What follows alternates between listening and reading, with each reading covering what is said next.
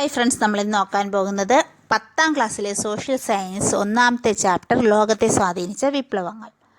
ആദ്യകാല വിപ്ലവങ്ങൾക്ക് പ്രേരകമായ പ്രധാന ഘടകം നവോത്ഥാനം അഥവാ റെനൈസൻസ്.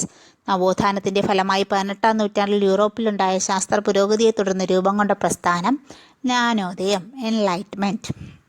ജ്ഞാനോദയ ചിന്തകർ പ്രചരിപ്പിച്ച ആശയങ്ങളാണ് സ്വാതന്ത്ര്യം, ജനാധിപത്യം, സമത്വം, ദേശീയത. സ്വാതന്ത്ര്യം, ജനാധിപത്യം, സമത്വം, ദേശീയത എന്നിവയാണ് ജ്ഞാനോദയ ചിന്തകർ പ്രചരിപ്പിച്ച ആശയങ്ങൾ. സ്വാതന്ത്ര്യം തന്നെ അമൃതം, സ്വാതന്ത്ര്യം തന്നെ ജീവിതം, പാരതന്ത്ര്യം മാനികൾക്ക് മൃതിയേക്കാൾ ഭയാനകം. ഒരു ഉദ്ബോധനം എന്ന കവിതയിലെ വരികളാണ്, കുമാരനാശാൻ്റെ വരികളാണ്. ഇനി നമുക്ക് ആദ്യം സ്വാതന്ത്ര്യ സമരങ്ങളിൽ അമേരിക്കൻ സ്വാതന്ത്ര്യ സമരമാണ്. 18ാം നൂറ്റാണ്ടിൻ്റെ രണ്ടാം പകുതിയിൽ വടക്കേ അമേരിക്കയുടെ വിവിധ ഭാഗങ്ങളിൽ മുഴങ്ങിക്കേട്ട മുദ്രാവാക്യം പ്രാതിനിധ്യമില്ലാതെ നികുതിയില്ല. പ്രാതിനിധ്യമില്ലാതെയും നികുതിയില്ല എന്ന മുദ്രാവാക്യത്തിൻ്റെ ഉപജ്ഞാതാവ് ജെയിംസ് ഓട്ടിസ്. ഭരണപരമായും സാമ്പത്തികമായും സൈനികമായും ഒരു രാജ്യം നിയന്ത്രണം സ്ഥാപിച്ച പ്രദേശം അറിയപ്പെടുന്നത് കോളനി എന്നാണ്. കോളനികളിൽ നിയന്ത്രണം സ്ഥാപിക്കുന്ന രാഷ്ട്രം കൊളോണിയൽ മേധാവിയാണ്. വടക്കേ അമേരിക്കയിലെ ആകെ കോളനികളുടെ എണ്ണം 13ആണ്. ഇംഗ്ലണ്ടിലെ രാജാവിൻ്റെ മതപീഡനത്തെ തുടർന്ന് 17ാം നൂറ്റാണ്ടിൽ മേഫ്ലർ എന്ന കപ്പലിൽ അമേരിക്കയിലെത്തിയ ഇംഗ്ലീഷുകാരാണ് അവിടെ കോളനികൾ സ്ഥാപിച്ചത്. അമേരിക്കയിൽ കോളനികൾ സ്ഥാപിച്ചവർ അറിയപ്പെടുന്നത് തീർത്ഥാടക പിതാക്കൾ, പിൽഗ്രിം ഫാദേഴ്സ് എന്നാണ്. ക്രിസ്റ്റഫർ കൊളംബസ് വടക്കേ അമേരിക്കയിലെത്തിയ വർഷം 1492. ഇന്ത്യയിലെ ജനങ്ങൾ എന്ന് കരുതി വടക്കേ അമേരിക്കയിലെ ജനങ്ങളെ ഇന്ത്യക്കാർ എന്ന് വിളിച്ച വ്യക്തി ക്രിസ്റ്റഫർ കൊളംബസ് ആണ്. ഇറ്റലിക്കാരനായ ക്രിസ്റ്റഫർ കൊളംബസ്. മാതൃരാജ്യമായ ഇംഗ്ലണ്ടിൻ്റെ സഹായത്താൽ കച്ചവടക്കാർ അമേരിക്കയിലെ കോളനികളിൽ നടപ്പിലാക്കിയ വാണിജ്യ നയമാണ് മെർക്കന്റലിസം. മെർക്കന്റലിസ്റ്റ് നിയമം അനുസരിച്ച് കോളനികൾ ഉൽപ്പാദിപ്പിച്ച് ഇംഗ്ലണ്ടിലേക്ക് മാത്രം കയറ്റി അയക്കാവുന്ന ഉൽപ്പന്നങ്ങൾ പഞ്ചസാര, കമ്പിളി, പരുത്തി, പുകയില.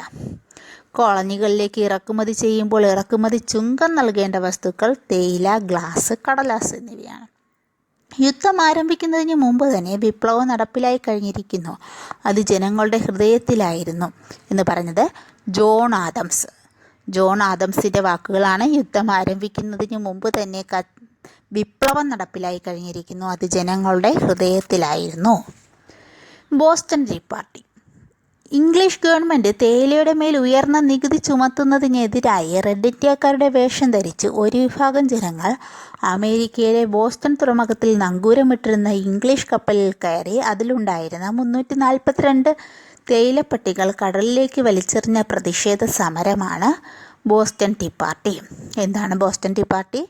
ഇംഗ്ലീഷ് ഗവൺമെൻറ് തേയിലയുടെ മേൽ ഉയർന്ന നികുതി ചുമത്തിയതിനെതിരായി റെഡ് ഇന്ത്യക്കാരുടെ വേഷം ധരിച്ച ഒരു വിഭാഗം ജനങ്ങൾ അമേരിക്കയിലെ ബോസ്റ്റൺ തുറമുഖത്തിൽ നങ്കൂരമിട്ടിരുന്ന ഇംഗ്ലീഷ് കപ്പലിൽ കയറി അതിലുണ്ടായിരുന്ന 342 തേയിലപ്പെട്ടികൾ 342 തേയിലപ്പെട്ടികൾ കടലിലേക്ക് വലിച്ചെറിഞ്ഞ പ്രതിഷേധ സമരമാണ് ബോസ്റ്റൺ ടീ പാർട്ടി.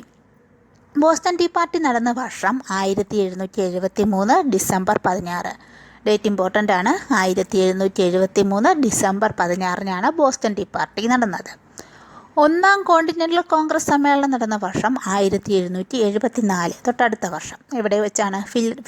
ഫിലാഡൽഫിയയിൽ വെച്ചാണ് ഒന്നാം കോണ്ടിനെൻ്റൽ കോൺഗ്രസ് സമ്മേളനം നടന്നത്. 1773 ബോസ്റ്റൺ ടീ പാർട്ടി, 1774 ഒന്നാം കോണ്ടിനെൻ്റൽ കോൺഗ്രസ് സമ്മേളനം ഫിലാഡൽഫിയയിൽ. ഒന്നാം കോണ്ടിനെൻ്റൽ കോൺഗ്രസിൽ പങ്കെടുക്കാതിരുന്ന ഏക കോളനി ജോർജിയ. നമ്മൾ നേരത്തെ പറഞ്ഞിരുന്നു 13 കോളനികളുണ്ട്. വടക്കേ അമേരിക്കയിൽ ആകെ കോളനികളുടെ എണ്ണം 13. ആ 13 കോളനികളിൽ ജോർജിയ മാത്രം ഒന്നാം കോണ്ടിനെൻ്റൽ കോൺഗ്രസിൽ പങ്കെടുത്തില്ല. രണ്ടാം കോണ്ടിനെൻ്റൽ കോൺഗ്രസ് സമ്മേളനം നടന്ന വർഷം 1775, തൊട്ടടുത്ത വർഷം. ഒന്നാം കോണ്ടിനെൻ്റൽ കോൺഗ്രസ് 1774, രണ്ടാം കോണ്ടിനെൻ്റൽ കോൺഗ്രസ് 1775. രണ്ടും നടന്നത് ഫിലാഡൽഫിയയിൽ വെച്ച് തന്നെയാണ്. ജോർജ് വാഷിങ്ടണിനെ കോണ്ടിനെൻ്റൽ സൈന്യത്തിൻ്റെ തലവനായി തിരഞ്ഞെടുത്ത കോൺഗ്രസ് സമ്മേളനം രണ്ടാം കോണ്ടിനെൻ്റൽ സമ്മേളനമാണ്. അതായത് 1775 രണ്ടാം കോണ്ടിനെൻ്റൽ കോൺഗ്രസ്സിൽ. കോമൺ സെൻസ് എന്ന ലഘുലേഖ എഴുതിയത് തോമസ് പെയിൻ ആണ്. തോമസ് പെയിൻ എഴുതിയ ലഘുലേഖയാണ് കോമൺ സെൻസ്. അമേരിക്കൻ സ്വാതന്ത്ര്യ പ്രഖ്യാപനം നടന്ന തീയതി 1776 ജൂലൈ 4. എല്ലാം അടുത്തടുത്ത വർഷങ്ങളാണ്, ഒന്ന് ഓർത്ത് വയ്ക്കാൻ എളുപ്പമുണ്ട്. 1773 ബോസ്റ്റൺ ടീ പാർട്ടി, 1774 ഒന്നാം കോണ്ടിനെൻ്റൽ കോൺഗ്രസ്, 1775 രണ്ടാം കോണ്ടിനെൻ്റൽ കോൺഗ്രസ്, അത് കഴിഞ്ഞ് 1776 അമേരിക്കൻ സ്വാതന്ത്ര്യ പ്രഖ്യാപനം. ഡേറ്റ് ഉൾപ്പെടെ പഠിക്കുക, ജൂലൈ 4. മനുഷ്യന് ചില മൗലിക അവകാശങ്ങളുണ്ട്, അതിനെ ഹനിക്കാൻ ഒരു ഗവൺമെൻറ്റിന് അവകാശമില്ല എന്ന് പറഞ്ഞത് ജോൺ ലോക്കാണ്. ജോൺ ലോക്കിൻ്റെ ഡയലോഗാണ്. മനുഷ്യന് ചില അവകാശങ്ങളുണ്ട്, അതിനെ ഹനിക്കാൻ ഒരു ഗവൺമെൻറ്റിന് അവകാശമില്ല. ഏതെങ്കിലും വിദേശ ശക്തിക്ക്, അതായത് ഇവിടെ ഉദ്ദേശിച്ചത് ഇംഗ്ലണ്ടിന്, ഈ വൻകരയെ, അതായത് വടക്കേ അമേരിക്കയെ ദീർഘകാലം കീഴടങ്ങിക്കഴിയണമെന്നത് യുക്തിക്ക് നിരക്കുന്നതല്ല എന്ന് പറഞ്ഞത് തോമസ് പെയിൻ്റെ കോട്ടാണ്. ഏതെങ്കിലും വിദേശ ശക്തിക്ക്, അതായത് ഇംഗ്ലണ്ടിന്, ഈ വൻകരയെ, വടക്കേ അമേരിക്കയെ ദീർഘകാലം കീഴടങ്ങിക്കഴിയണമെന്നത് യുക്തിക്ക് നിരക്കുന്നതല്ല. അമേരിക്കൻ സ്വാതന്ത്ര്യ പ്രഖ്യാപനം തയ്യാറാക്കിയത് തോമസ് ജെഫേഴ്സണും ബെഞ്ചമിൻ ഫ്രാങ്ക്ലിനും ചേർന്നാണ്. ഇംഗ്ലണ്ടും അമേരിക്കൻ കോളനികളും തമ്മിലുള്ള യുദ്ധം അവസാനിപ്പിച്ച വർഷം 1781, 1781. ഇംഗ്ലണ്ട് 13 കോളനികളുടെ സ്വാതന്ത്ര്യം അംഗീകരിച്ച ഉടമ്പടി 1783 പാരീസ് ഉടമ്പടി. പിന്നെ 2 വർഷം കൂടി കഴിഞ്ഞു. 1781 യുദ്ധം അവസാനിപ്പിച്ചു. 1783 പാരീസ് ഉടമ്പടി പ്രകാരം 13 കോളനികളുടെ സ്വാതന്ത്ര്യം ഇംഗ്ലണ്ട് അംഗീകരിച്ചു. അമേരിക്കൻ ഭരണഘടനയുടെ പിതാവ് ജെയിംസ് മാഡിസണാണ്.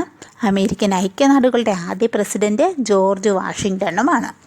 അപ്പോൾ ഇതിൽ ഈ 10ാം ക്ലാസ്സിലെ ഒന്നാമത്തെ ചാപ്റ്റർ ഒരു വലിയ ചാപ്റ്ററാണ്. ഒരു പാർട്ട് നമ്മൾ കഴിഞ്ഞിട്ടുള്ളൂ. ഫസ്റ്റ് ഒരു പാർട്ടാണ് അമേരിക്കൻ സ്വാതന്ത്ര്യ സമരം. ഇനി ഈ ചാപ്റ്ററിൽ പറയുന്നത് ഫ്രഞ്ച് വിപ്ലവമാണ്. അങ്ങനെ കുറേ അധികം വിപ്ലവങ്ങൾ പറയുന്നുണ്ട്. ഫ്രഞ്ച് വിപ്ലവം ഇതിനൊക്കെ കുറേ അധികം പഠിക്കാനുണ്ട്. അത് നമുക്ക് നെക്സ്റ്റ് ഡേ എടുക്കാം. ഫ്രഞ്ച് വിപ്ലവം, പിന്നെ ലാറ്റിൻ അമേരിക്കൻ വിപ്ലവം, റഷ്യൻ വിപ്ലവം, ചൈനീസ് വിപ്ലവം, ഇത്രയാകുമ്പോഴേ ചാപ്റ്റർ തീരും.